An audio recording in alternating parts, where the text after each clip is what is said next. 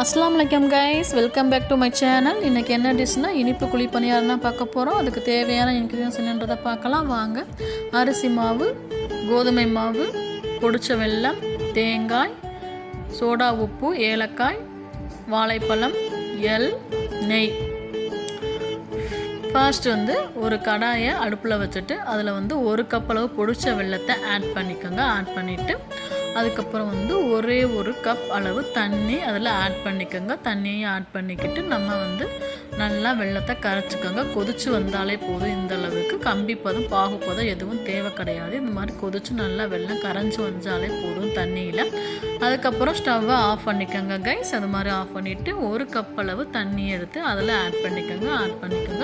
Add பண்ணிவிட்டு ஒரு cup வெல்லத்துக்கு 2 cup தண்ணி போதுமான அளவு. அதுக்கப்புறம் ஒரு கடாயை அடுப்பில் வச்சுட்டு 1.5 டீஸ்பூன் அளவு நெய் ஆட் பண்ணிவிட்டு அதுக்கப்புறம் கட் பண்ணி வச்சுருக்க தேங்காயும் அதில் ஆட் பண்ணிவிட்டு நல்லா ஃப்ரை பண்ணிக்கோங்க கைஸ். நல்லா ஃப்ரை பண்ணிக்கிட்டு நல்லா செவக்க ஃப்ரை பண்ணிக்கோங்க. இது மாதிரி நல்லா செவக்க ஃப்ரை பண்ணிக்கோங்க.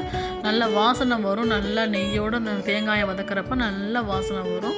இந்த மாதிரி நல்லா செவக்க வறுத்துக்கிட்டு ஒரு 2 டீஸ்பூன் அளவு எள்ளோடு இதோடு ஆட் பண்ணிக்கோங்க. ஆட் பண்ணிவிட்டு அதையும் நல்லா ஃப்ரை பண்ணிக்கோங்க. நல்லா எள்ளு வெடித்து வர்ற அளவுக்கு நல்லா ஃப்ரை பண்ணிக்கோங்க. இந்த மாதிரி ஃப்ரை பண்ணிவிட்டு ஓரமாக வச்சுக்கோங்க. அதுக்கப்புறம் ஒரு மிக்ஸி ஜாரில் வாழைப்பழத்தை கட் பண்ணி போட்டு அதை கட் பண்ணி நல்லா கிரைண்ட் பண்ணிக்கோங்க. 2 ஏலக்காவும் அதோடு சேர்த்துக்கோங்க கைஸ். அதோடு சேர்த்துக்கிட்டு அரை கப் அளவு காய்ச்சி வச்சுருக்க வெல்லத்தையும் அதில் ஜாயின் பண்ணி அதையும் சேர்த்து நல்லா கிரைண்ட் பண்ணிக்கோங்க. நல்லா கிரைண்ட் பண்ணிக்கிட்டு இந்த வாழைப்பழம் எதுக்கு நம்ம அந்த பணியாரத்தில் சேர்க்குறோம்னா நல்லா ஒரு ஃப்ளேவர் கொடுக்கும். வாழைப்பழம் ஃப்ளேவர் நம்ம சாப்பிட்றப்ப தெரியும். அதுக்கு தான் கைஸ் அதில் சேர்க்குறோம். சூப்பராக இருக்கும்.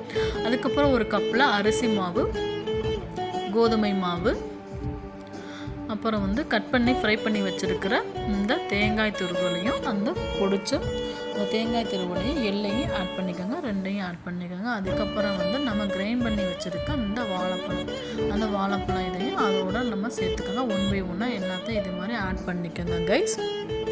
இது மாதிரி ஆட் பண்ணிக்கோங்க. சூப்பராக இருக்கும். வாழைப்பழம் நல்லா ஸ்வீட்னஸ் கொடுக்கும், நல்லா டேஸ்ட் கொடுக்கும், நல்லா ஸ்மூத்னஸ் கொடுக்கும். அதுக்காக தான் நம்ம இதை சேர்க்குறோம்.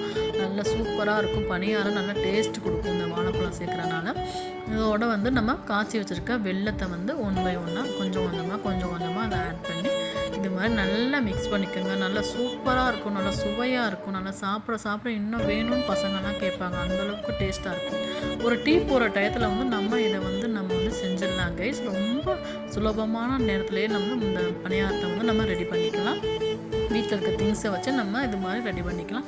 1 by 1 இது மாதிரி கொஞ்சமாக நம்ம தண்ணியை கொஞ்சமாக ஊற்றி நம்ம கரைச்சிக்கோங்க.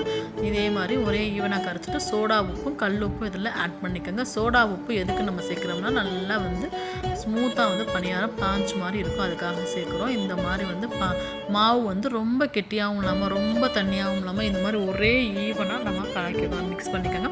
நம்ம 1 கப் வெல்லத்துக்கு 2 கப் அளவு தண்ணி எடுத்துருக்கோம். இது போதுமான அளவு தண்ணி தான் கைஸ். இதே மாதிரி நல்லா மிக்ஸ் பண்ணிக்கிட்டு பணியார சட்டி அடுப்பில் வச்சுட்டு 1 by 1 இதே மாதிரி எல்லா குழிகளிலும் பணியாரமாக ஊற்றிக்கோங்க. ஒரே ஈவனாக ஊற்றுங்க. அப்போ தான் பணியாரம் நல்லா குண்டாக நல்லா அழகாக சூப்பராக வரும். நல்லா பார்க்குறதுக்கே ரொம்ப அழகாக இருக்கும். சாப்பிட்றதுக்கே நல்லா தூண்டுற அளவுக்கு பணியாரம் நல்லா குண்டாக அழகாக வரும் கைஸ். இது மாதிரி எல்லா குழிகளையும் நிரப்பிக்கிட்டு 5 நிமிஷம் தான் சிம்மில் வச்சு பணியார சட்டி சிம்மில் வச்சுட்டு இதே மாதிரி நல்லா செவக்க வந்ததுக்கப்புறம் பணியாரத்தை இது மாதிரி திருப்பி போட்டுக்கோங்க.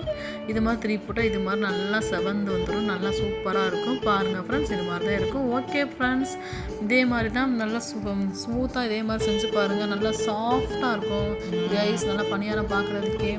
ஓகே ஃப்ரெண்ட்ஸ், இந்த வீடியோ பிடிச்சிருந்தால் லைக் பண்ணுங்கள், ஷேர் பண்ணுங்கள், கமெண்ட் பண்ணுங்கள்.